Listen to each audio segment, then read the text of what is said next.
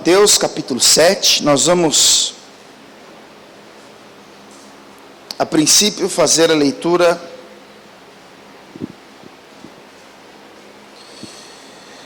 do versículo 12. Eu queria compartilhar com os irmãos algumas ideias, um pensamento, uma reflexão, com base numa importante lição do nosso Senhor, acerca da reciprocidade da lei da semeadura, ou seja, aquilo que eu gostaria de receber é aquilo que eu devo oferecer. Nós aprendemos que tudo aquilo que nós plantamos, nós colhemos. Então, a semeadura é opcional. Você planta se você quiser. No entanto, a colheita é obrigatória. Você plantou, você colhe. Não é assim? Seja coisas boas ou coisas ruins, você plantou, você colhe. Um dia Jesus vai dizer: olha, você não pode colher, você não pode plantar figos e colher espigas de milho. Você não pode plantar uma coisa ruim e colher uma coisa boa. Eu queria trazer uma reflexão com base nisso, mas eu quero ler Mateus capítulo 7, versículo 12. Está escrito assim: portanto, tudo o que vós quereis que os homens vos façam, fazei-lo também vós, porque esta é a lei e os profetas. Amém, irmãos? Vamos ler de novo? Portanto, tudo que vós quereis que os homens vos façam, fazei-lo também vós, porque esta é a lei e os profetas. Olha como é que Jesus é inteligente. Todo mundo aqui gosta de receber, sim ou não? Você já parou para pensar que nós somos muito mais, digamos assim, aptos a receber do que oferecer? É gostoso receber elogios, receber presentes, é ou não é? É gostoso quando alguém nos faz um reconhecimento, quando alguém reconhece algo que fazemos. Então, nós temos uma predisposição, uma aceitação fácil em receber. E aí você tem que pensar: o que é que você gostaria de receber? Seria algo que você gostaria que um irmão, um parente, um amigo, um irmão fizesse por você? É isso que Jesus está colocando para pensar. Olha, aquilo que você gostaria de receber, ofereça. É um princípio de semeadura. Então, no versículo 12, ele pega toda a lei e os profetas, ou seja, toda a estrutura teológica da época, e ele diz: é isso que a Escritura quer dizer. O que está escrito na lei e nos profetas aponta para as relações humanas. Reciprocidade. Como você gostaria de ser tratado, é assim que você deve tratar.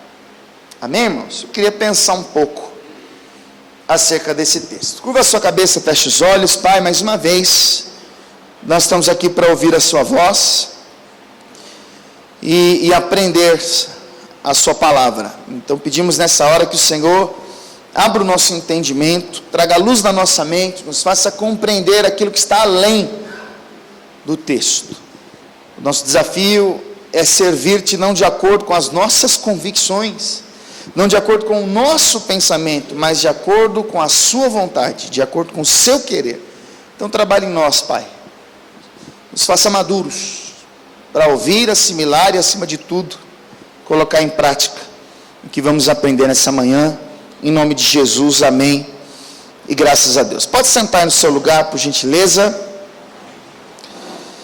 Meus irmãos, esse texto é conhecido porque recentemente, há cerca de 1 ano e meio, 2, Nós estudamos versículo a versículo a estrutura do Sermão do Monte das Oliveiras, que é aquele sermão que serve como base doutrinária, como compêndio doutrinário para a igreja, porque é justamente nesse sermão que Jesus traça o perfil do seu verdadeiro servo, daqueles que de fato foram trazidos das trevas para a luz, foram regenerados, nasceram de novo, e passaram então, sobre a influência do Espírito Santo, a ser moldados, com o fim de parecer-se com o Mestre.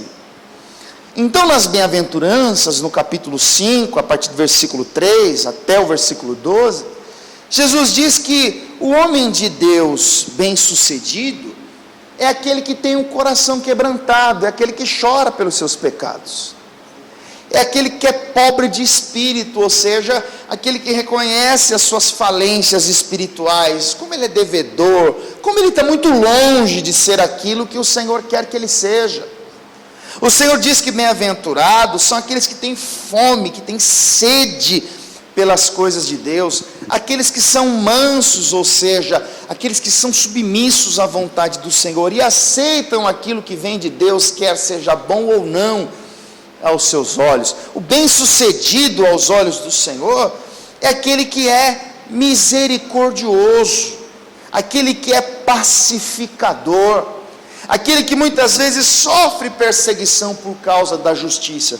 E Jesus diz essas coisas porque o exemplo de religiosidade naquela época eram os escribas e fariseus, que eram aqueles homens que pregavam a lei, que cobravam dos outros o cumprimento da lei, mas na verdade não vivia de acordo com a lei.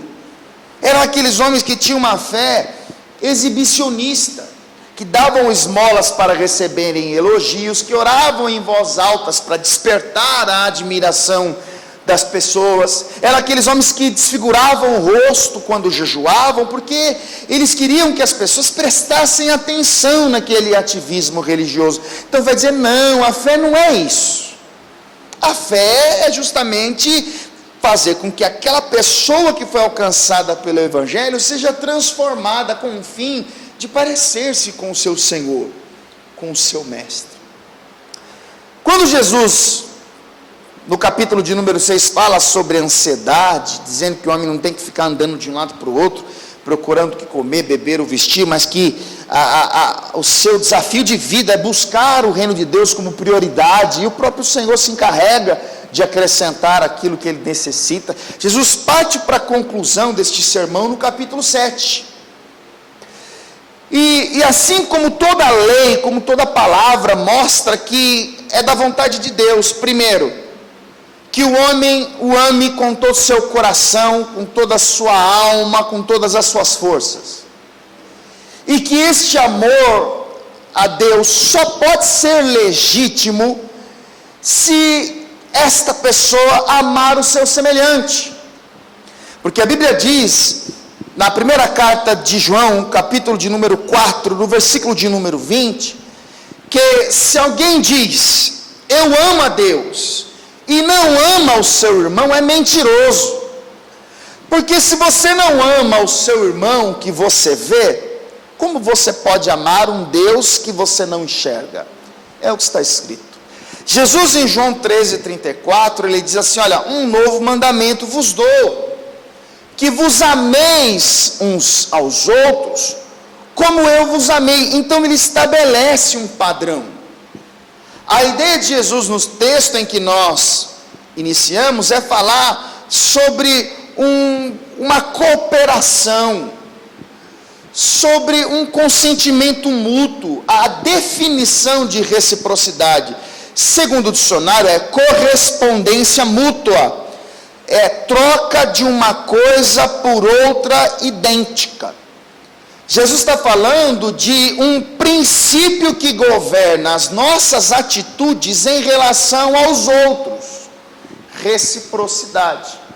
Agora ele diz isso justamente pelo fato do contexto social religioso judaico viver uma hipocrisia, onde os homens faziam questão de apontar os erros dos outros, de acusar os outros, de criticar os outros e acusá-los de erros que muitas vezes eles cometiam. Por isso que no capítulo 7, versículo 1, Jesus vai dizer, acompanhe comigo a leitura. Mateus capítulo 7, versículo 1. Não julgueis, para que não sejais julgados. A ideia de Jesus não é dizer que você não pode olhar para o irmão e fazer uma crítica. A ideia de Jesus não é ensinar que você não deve se intrometer na vida dos outros. Ao contrário, isso é bom. Eu preciso chegar a um irmão e dizer, você está errado nisso. Isso não é bom para você. Isso te trará consequências trágicas. O que Jesus está querendo ensinar é que nós temos que tomar o devido cuidado ao tratar de questões desse tipo. Por que ele diz isso? Versículo 2.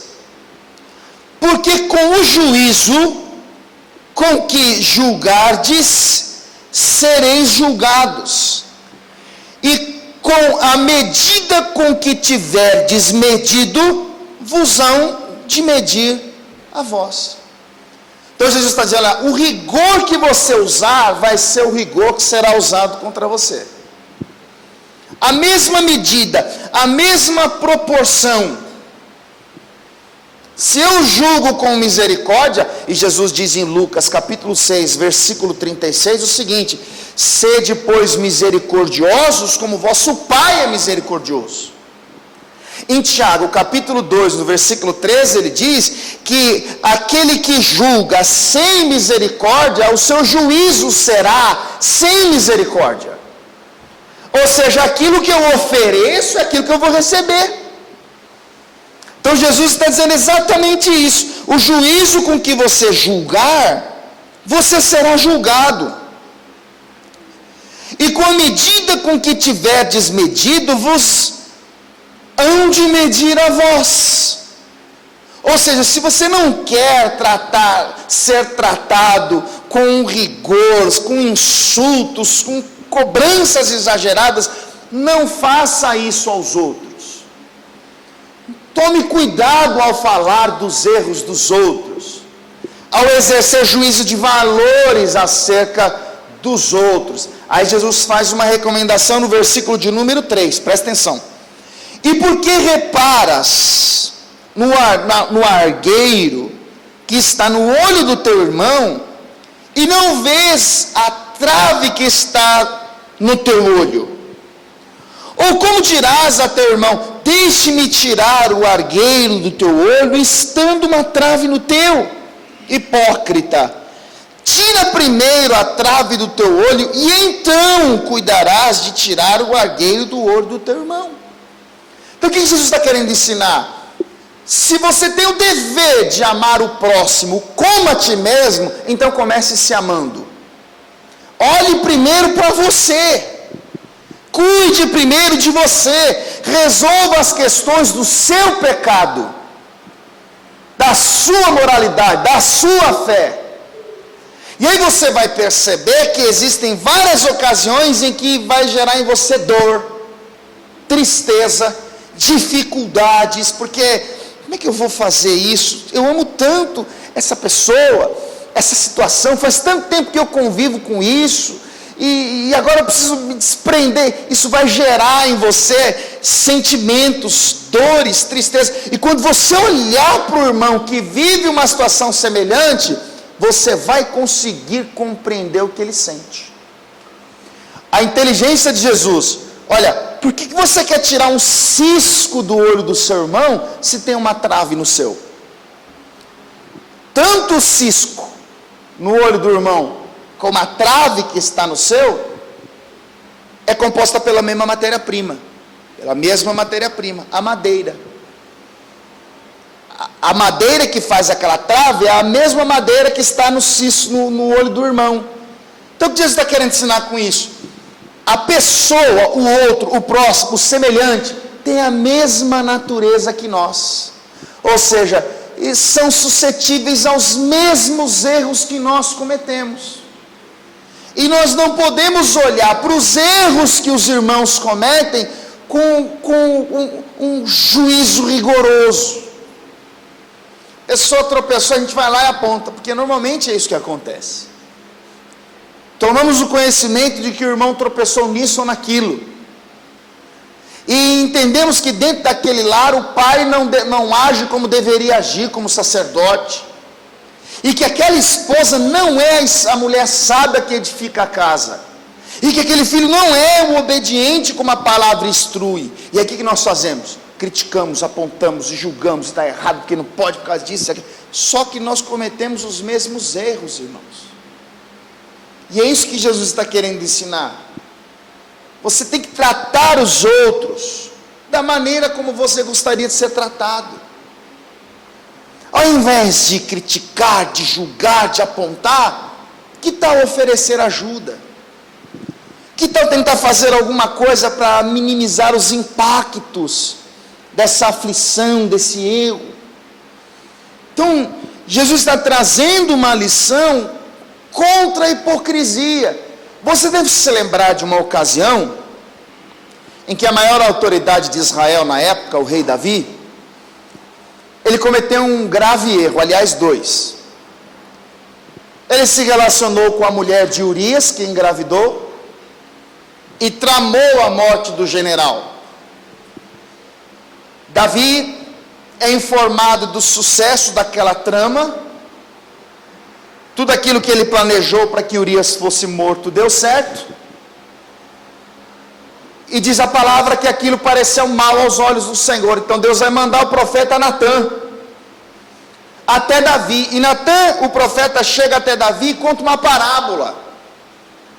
Na parábola, Natã vai dizer: o rei, havia um homem rico, que ele tinha muitas ovelhas, que ele tinha um gado em grande quantia. Mas havia também um homem pobre. E este homem pobre, ele tinha uma cordeirinha, que a criava com tanto sacrifício, bebia no mesmo prato que ele, participava das suas refeições. Um dia o homem rico recebeu um viajante, e decidiu preparar uma refeição para ele. Mas ao invés do homem rico pegar das tantas ovelhas e do numeroso gado que tinha para preparar a refeição para o visitante, ele vai e pega a única cordeirinha do homem pobre e sacrifica. Quando Davi ouve essa parábola, a palavra diz que a ira dele se acendeu. Eu quero que você, deixa marcado que nós vamos voltar já já, vá comigo para o segundo livro do profeta Samuel, capítulo 12. Segundo livro do profeta Samuel, capítulo 12, versículo de número 4. Está escrito assim: e vindo um viajante ao homem rico, deixou este de tomar das suas ovelhas e das suas vacas para guisar para o viajante que viera a ele, e tomou a sua cordeira do homem pobre e a preparou para o homem que viera a ele. Ou seja, o cara tinha um rebanho de ovelhas e vacas, mas ao invés de pegar daquilo que ele tinha para preparar um banquete para o viajante, covardemente ele pega a única cordeirinha que o homem pobre tinha. Quando Davi ouviu isso, bateu aquela ira, aquela revolta. Sabe quando você está passando um dia caminhando pela rua, no ônibus indo ao seu trabalho, e aí você testemunha uma cena que desperta em você uma ira imediata? Um homem maltratando uma mulher, uma pessoa desrespeitando a outra, e imediatamente vem aquela coisa que o sangue sobe. Foi assim que Davi ficou. Aí o texto diz no versículo 5: então o furor de Davi se acendeu em grande maneira contra aquele homem, e disse a Natã, olha o julgamento: vive o Senhor que digno de morte é o homem que fez isso. Que absurdo! Como é que pode O cara tinha muitas ovelhas e vacas, ele vai pegar a única que o homem pobre tinha. Esse cara precisa pagar caro por isso. Davi está exercendo um julgamento com base na sua revolta, na sua ira. Aí veja, ele diz no versículo 5 que digno de morte é o homem que fez isso. E no verso 6 ele diz: e pela cordeira tornará a dar quadruplicado, porque fez tal coisa e porque não se compadeceu. Aí no versículo 7, Natan vai dizer assim: tu és este homem. Ou seja, Natan vai dizer: Davi, esse cara é você. Porque você, como rei, poderia escolher qualquer das mulheres. Qualquer pai teria prazer de dar a você a sua filha. Qualquer pai gostaria de ter o rei como genro. Mas você foi lá e escolheu a mulher de Urias e ainda tramou a morte dele.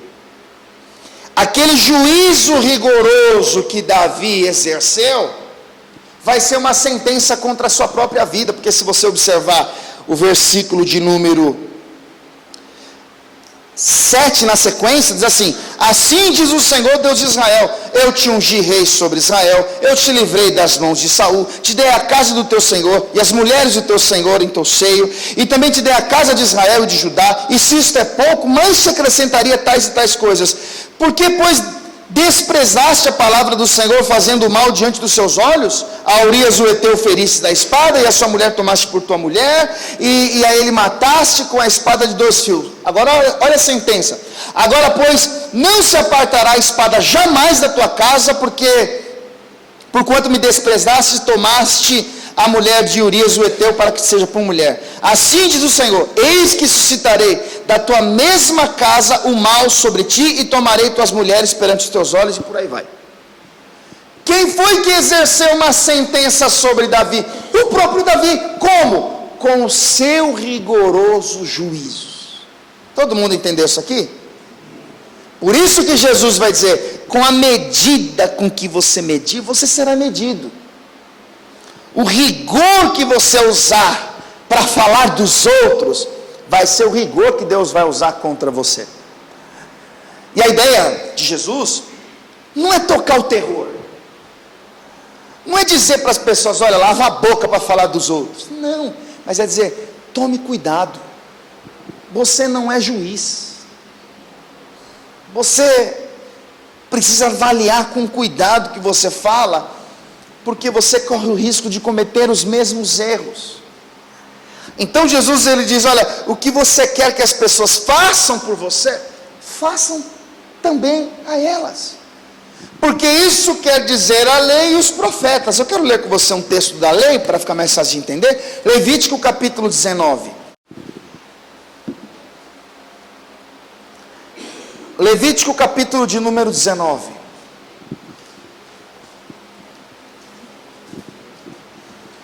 Versículo de número 18. Levítico capítulo 19, versículo 18 diz assim: não te vingarás, nem guardarás ira contra os filhos do teu povo, mas amarás o teu próximo como a ti mesmo. Eu sou o Senhor. Quando ele diz amarás o teu próximo como a ti mesmo, a pergunta que nós precisamos fazer: nós nos amamos pouco ou muito? Nós queremos o nosso bem ou o nosso mal? Desejamos para nós um futuro bom ou um futuro ruim? A ideia é dizer: olha, aquilo que você quer para você, você deve desejar para os outros também. No versículo de número 33 está escrito assim, Deus falando: e quando o estrangeiro peregrinar convosco na vossa terra, não o oprimireis. Como o natural entre vós será o estrangeiro que peregrina convosco. Amá-lo-eis como a vós mesmos, pois estrangeiro fostes na terra do Egito. Quer dizer, assim como vocês foram estrangeiros no Egito, haverão pessoas entre vós que não serão filhos de Israel. A estes vocês devem amá-los com o mesmo amor que vocês vos amam. Quer dizer que a ideia do Senhor é justamente criar um princípio regulador que rege as nossas atitudes em relação aos outros. E a hora é de nós pensarmos como nós agimos em relação aos outros. Você já reparou que os filhos dos outros são sempre mal criados? Você já reparou que aquele pentelho fica falando alto quando seu filho dorme? Que a vizinha fofoqueira fica na janela o dia inteiro? Aquele colega de trabalho faz o serviço de qualquer maneira. Que o irmão muitas vezes chega atrasado no culto, está sempre disperso. Você já percebeu como nós temos habilidades para reconhecer os erros dos outros? Como é fácil fazer comentários das fraquezas dos outros? Como nós analisamos a maneira como se veste, como se comporta publicamente. O que a palavra de Deus nos ensina é que, ao invés disso, nós devemos não somente desejar o bem, mas fazer o bem, oferecendo para aquele outro, para aquele próximo, aquilo que nós gostaríamos de receber. Quem gostaria de ser respeitado? Então respeite. Quem gostaria de ser amado? Então ame. Nós não podemos plantar discórdia e colher união. Não tem como nós plantarmos o ódio e colhermos o amor. Nós não vamos colher paz enquanto estivermos semeando guerras. Não tem como semear contendas, inimizades e colher amizades.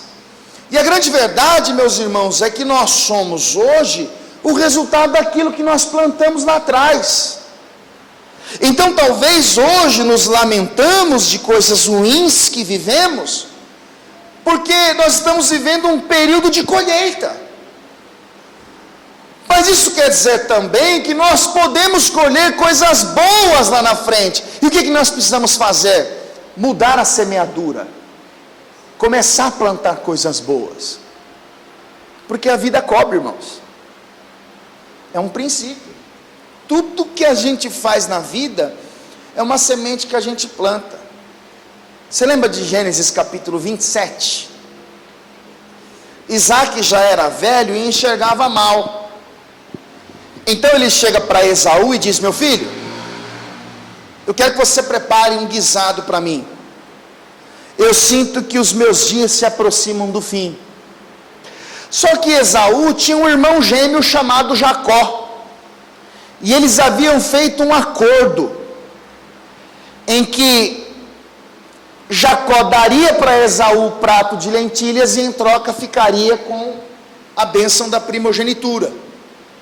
Ele iria se tornar chefe do clã, da sua família, após a morte de Isaac. Então, quando Isaac, já velho, disse para Esaú lhe preparar um guisado, a mãe deles, Rebeca, ouviu.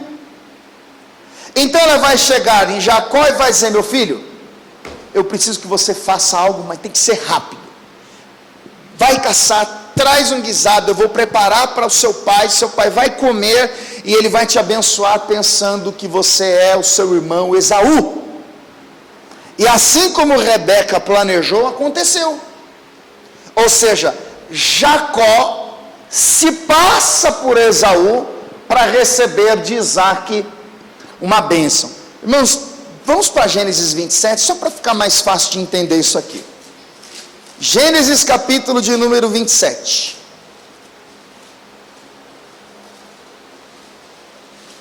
Veja o que está escrito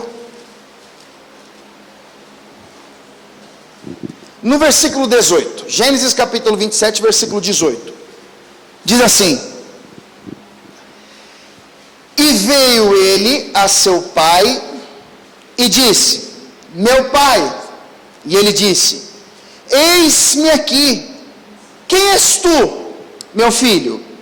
E Jacó disse a seu pai: eu sou Esaú. Eu vou perguntar para você: Jacó era Esaú? Não, Jacó era quem? Jacó. Então Jacó se passa por Esaú. Ele diz: eu sou Esaú, teu primogênito. Tenho feito como me disseste. Levanta-te agora, assenta-te e come da minha caça, para que a tua alma me abençoe. Então Isaac vai comer da caça. Ele até desconfia, ele apalpa Jacó e pensa: mas não está parecendo Esaú, não parece Esaú. Por fim, tempos depois, Esaú descobre a trama de Jacó, e Jacó, para não morrer, ele foge para Padã Arã, e lá ele conhece seu tio Labão, e a palavra mostra que Jacó se apaixonou pela filha de Labão, uma moça chamada Raquel, e eles fazem um acordo. Jacó aceita trabalhar pelo período de 7 anos para Labão, sob a promessa de, ao fim deste tempo, receber Raquel como esposa, porque Jacó ficou apaixonado por Raquel. Ao fim de 7 anos de muito trabalho, chegou o momento de Jacó então receber Raquel como esposa. Porém, vá comigo para Gênesis capítulo 29. Parece novela mexicana esses negócios. Gênesis capítulo 29. Labão vai preparar o ambiente, vai mandar caçar e vai preparar um prato. E Jacó está todo empolgado, achando que iria ter uma noite de núpcias com Raquel.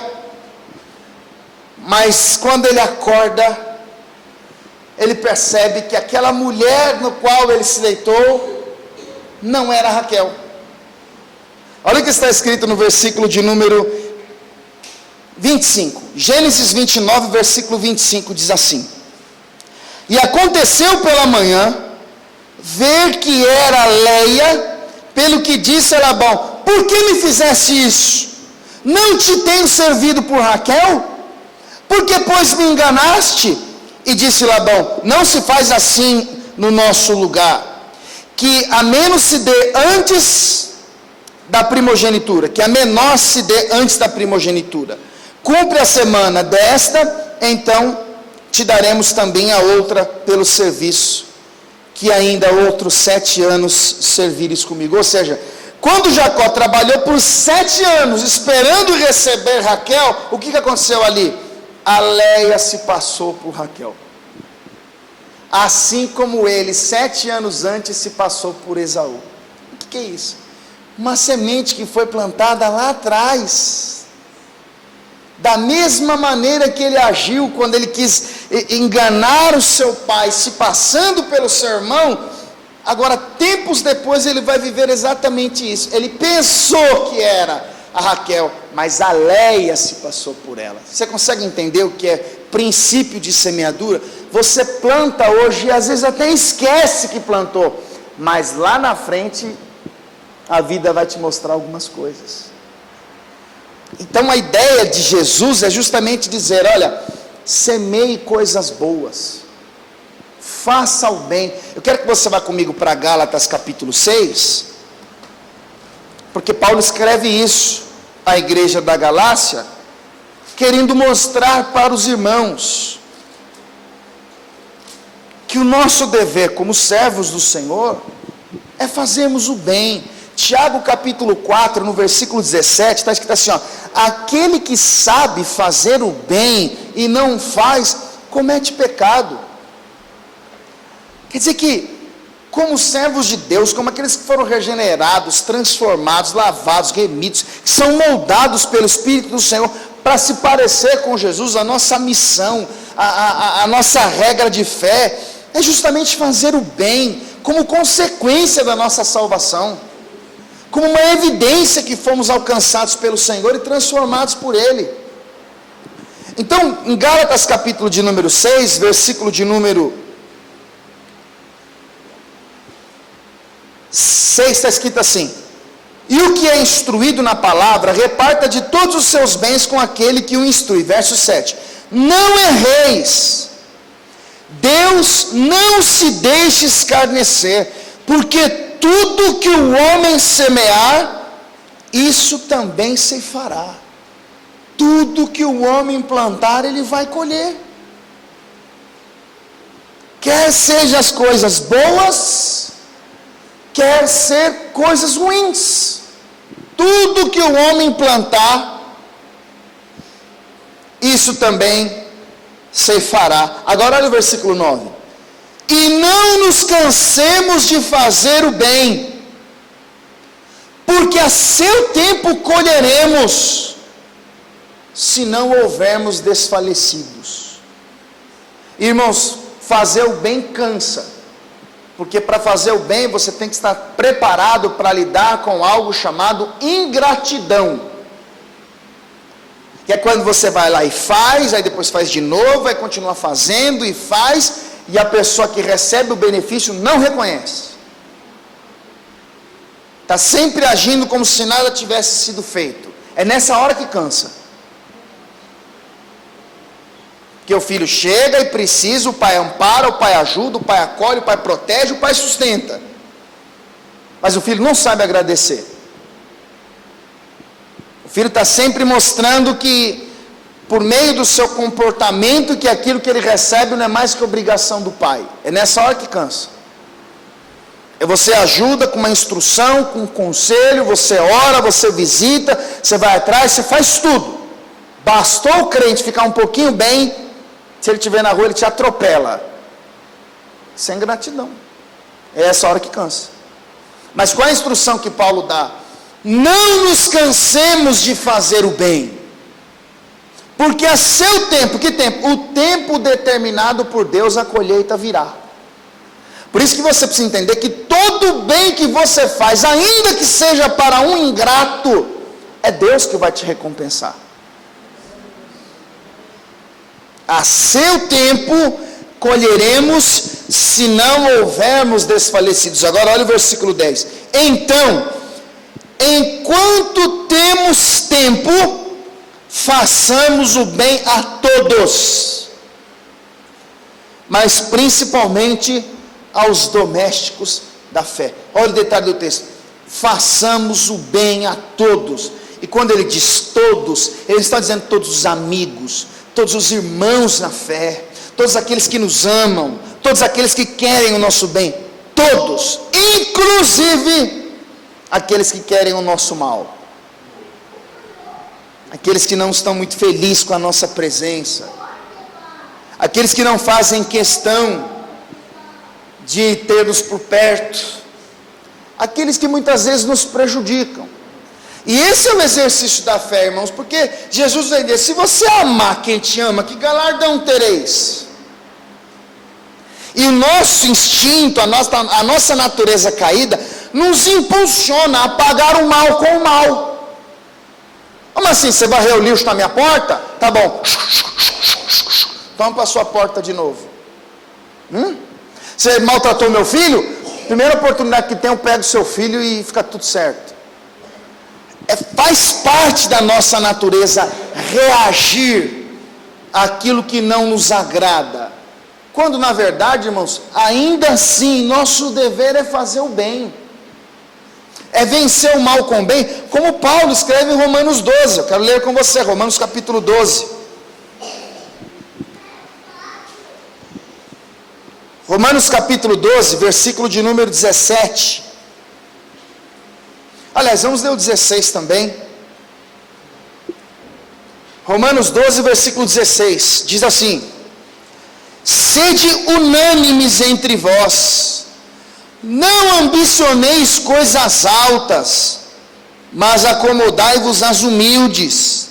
Não sejais sábios em vós mesmos, a ninguém torneis mal por mal, procurai as coisas honestas perante todos os homens, se for possível, quando estiverdes em vós, tende paz com todos os homens. Não vos vingueis a vós mesmos, amados, mas dai lugar à ira, porque está escrito: minha é a vingança, eu recompensarei, diz o Senhor. Agora olha o 20: portanto, se teu inimigo tiver fome, dá-lhe de comer, se tiver sede, dá-lhe de beber, porque fazendo isso, amontoarás brasas de fogo sobre a sua cabeça. Não te deixes vencer do mal, mas vence o mal com o bem. Quer dizer, ainda que a pessoa, ainda que o próximo, ainda que o outro seja uma pessoa que me faça mal, qual é o meu dever como servo de Deus? Fazer o bem, vencer o mal com o bem. Não, pastor, mas ele só me faz mal, me critica, me expõe, me humilha. É a semeadura dele, irmão. Se você retribuir o mal com o mal, aí já é a sua semeadura. Ele vai colher o que ele planta, e você vai colher o resultado da sua semeadura. Então a instrução que Paulo dá é essa. Agora eu quero ler um outro texto aqui. Primeira carta do apóstolo João, capítulo 3. Primeira carta do apóstolo João, capítulo 3.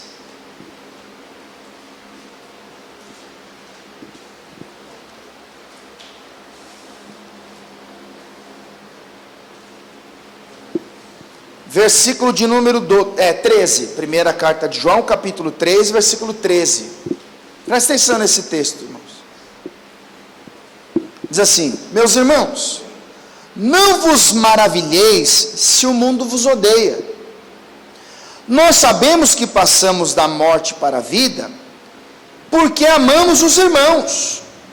Quem não ama a seu irmão, permanece na... Qual é a prova que existe vida de Deus em nós? É o amor que nós temos a Deus? O amor que nós temos entre os irmãos. Meu, isso é muito sério.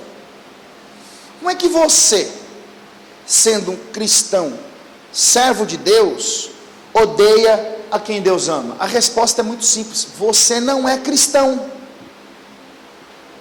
Porque o ódio é um tipo de sentimento, o ódio por pessoas, que não pode fazer parte do nosso coração, dos nossos sentimentos. É o que está escrito aqui, ó, versículo 14. Nós sabemos que passamos da morte para a vida. Como é que nós passamos da morte para a vida? João 5, 24. Jesus disse assim, ó: quem ouve a minha palavra e crê naquele que me enviou, não entrará em condenação, porque passou da morte para a vida. Quando é que nós passamos da morte para a vida? Quando ouvimos o evangelho da salvação, a palavra da verdade, nela cremos, a vida de Deus se manifesta em nós. Passamos da morte para a vida. Então isso significa que aquele sentimento de ódio, de rancor, de inveja, de vingança, não deve mais existir em nosso ser. Por quê? Porque a vida de Deus se manifesta em nós. Quem entendeu isso aqui? Tem alguém aqui com vontade de matar alguém? Pode falar, irmão. Tem alguém aqui com vontade de colocar o pé para o outro cair? Irmãos, não pode acontecer isso. Porque a vida de Deus, você passou da morte para a vida quando você ama os irmãos. Agora, versículo 14. Quem não ama seu irmão, permanece na morte. Verso 15. Qualquer que odeia o seu irmão é homicida. Meu irmão, isso é muito sério, cara. Porque a lei de Moisés diz: não matarás. Não é isso? Agora, odiar o irmão é homicídio. Aí você liga a TV, está lá no programa, o serial killer matou 15 pessoas. O Lázaro está sendo procurado em todo o Brasil, porque cometeu uma série de crimes. E a gente julga: na pilantra, tem que pagar, tem que ir para a cadeia, você vai queimar no inferno. Só que se a gente odiar o irmão, você sabe qual é o significado de odiar? Amar menos. Se você odiar o irmão, você também é homicida. Isso não é ideia da minha cabeça. Eu vou ler de novo, versículo 15.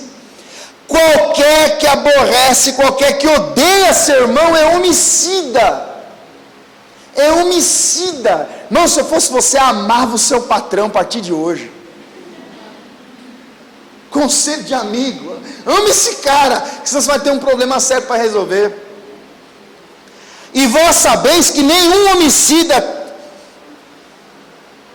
tem permanente nele a vida eterna. Conhecemos o amor nisso, que ele deu a sua vida por nós, e nós devemos dar a vida pelos irmãos. Quem, pois, tiver bens no mundo, e vendo o seu irmão necessitado, lhe fechar o coração, como estará nele o amor de Deus? Meus filhinhos, não amemos de palavra, nem de língua, mas por obra e em verdade. Então João quer dizer que essa relação entre irmãos, entre servos do Senhor, ela precisa ser estruturada no amor. E se eu quero o respeito, se eu quero a paz, se eu quero a alegria, se eu quero a comunhão, se eu quero tudo de bom e do melhor para mim, a maneira de expressar isso é o que eu faço por você. É isso que Jesus está ensinando. O que você quer que as pessoas façam para você, faça você primeiro a elas. É a lei da reciprocidade. Agora vamos voltar lá para onde nós iniciamos, para a gente concluir.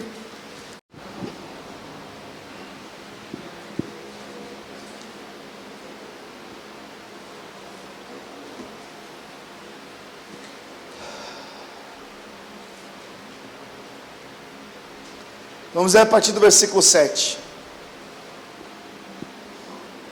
Mateus 7, verso 7 diz assim: Pedi, dá-se-vos-á, buscai e encontrareis, batei e abri-se-vos-á, porque aquele que pede recebe, o que busca encontra, e ao que bate a porta se abre. Você deve se lembrar que lá quando nós ministramos o Sermão do Monte, nós pregamos sobre esses dois versículos, e a ideia de Jesus é falar sobre a perseverança no pedir, o interesse em buscar, a persistência em bater.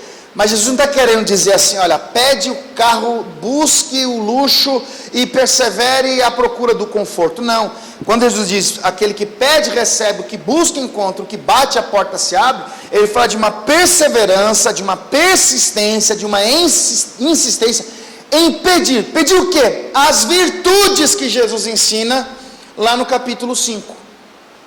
Quando ele fala de ser pobre de espírito, quando ele fala de ser pacificador, de ser misericordioso, quando ele fala de ter um coração quebrantado, de ser pobre de espírito, essas coisas não são coisas que nós oramos hoje, fazemos uma campanha no monte e recebemos, não, insistentemente pedindo, Senhor, transforma o meu coração, Deus, muda o meu ser, transforma o meu caráter, eu não quero mais ser assim, eu vejo aquele irmão me dar raiva, mas eu não estou satisfeito com isso, eu preciso que o Senhor me transforme. No dia seguinte eu olho para o irmão, Senhor, parece que eu não mudei nada, porque parece que eu fiquei pior que ontem, mas eu continuo insistindo, pedindo, buscando, ainda que passem-se 10 anos, eu mostro para Deus o meu envolvimento com o seu reino, quando eu entendo que existe um problema dentro de mim, Senhor, eu não consigo amar, eu não consigo desejar o bem para tal pessoa, Senhor, eu não consigo agir e proceder de acordo com aquilo que eu tenho aprendido, mas me transforma, me ajuda, Senhor, e eu estou ali, pedindo, batendo, insistindo, vai chegar uma hora, irmãos, que Deus vai fazer a obra. Então é isso que Jesus está querendo ensinar. Aí em vez do versículo de número 9, e qual dentre vós é o homem que pedindo-lhe pão, o seu filho lhe dará uma pedra? E pedindo-lhe peixe lhe dará uma serpente? Se vós, sendo maus, sabeis dar boas coisas aos vossos filhos, quanto mais vosso Pai que está nos céus dará bens aos que lhe pedirem. Portanto, tudo o que vós quereis que os homens os façam, fazei-lo vós também, porque esta é a lei e os profetas. Irmãos, vamos fazer um acordo. Trate os outros da maneira como você gostaria de ser tratado. Não, pastor, mas olha, o irmão é assim, eu chego, dou a paz, eu dou um bom dia, com um sorriso no rosto, e faço de tudo para que a nossa relação seja boa. Mas o irmão só me trata mal, pastor. Continue agindo assim. Continue fazendo isso. É o que você está plantando. Ainda que você não colha da parte dele, Deus sempre vai levar ao seu encontro pessoas que sirvam como colheita do bem que você tem feito. Deus sempre vai tratar, porque Deus não fica devendo nada para ninguém, amém, irmãos? Então esse é o dever. São palavras do nosso Senhor, são palavras do nosso Mestre, que ofereceu a sua vida, que foi as últimas consequências para salvar a humanidade dos seus pecados, e muitos daqueles que comeram o pão que ele multiplicou, que passaram a enxergar depois de ser tocado por ele, que passaram a ouvir, aqueles que foram limpos, olharam para ele e disseram: olha, salvou muitos, mas não pode salvar-se. Desprezaram a obra feita, nem por isso Jesus deixou de fazer o bem que fez, nem por isso Jesus deixou de cumprir a vontade de Deus. Exercício para a nossa fé: escolhe a pessoa que mais deseja o seu mal e desafie-se a si mesmo, fazendo o bem para essa pessoa. Pastor, como? Ore que o Espírito Santo vai te dar uma direção. Ainda que a pessoa precisa tropeçar na sua frente para você chegar lá na hora e dizer: olha. Mas Deus nos dá oportunidades diárias de manifestar o amor através dos simples gestos que fazemos. Dos simples. Aquela pessoa que te perseguiu a vida inteira no trabalho, falou mal de você para todo mundo, denegriu a sua imagem, houve uma discussão, a primeira oportunidade, faça o bem. Ela não vai olhar para você, ela vai olhar para Jesus. Toda a igreja de pé, por favor.